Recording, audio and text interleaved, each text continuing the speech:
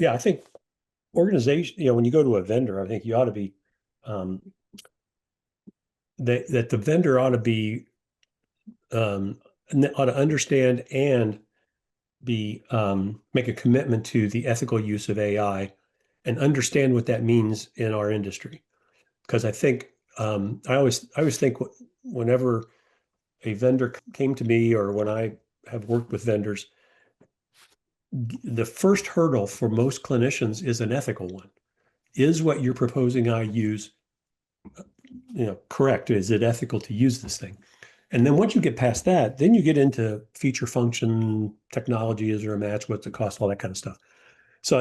And I think the vendors, particularly AI vendors, need to understand that. Then I think the other thing is that the vendor needs to be transparent about what their artificial intelligence infrastructure is. Kind of related to the previous question about the underpinnings of the AI.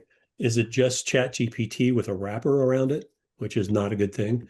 What we're seeing particularly with EHR vendors who are building out their own AI products, those are usually rented uh, large language models from the medical and orthopedic industry and then ported over to behavioral healthcare. Much better than ChatGPT, not as good as a purpose-built behavioral health model. So, knowing enough to ask that question, what's the underpinnings of your AI model?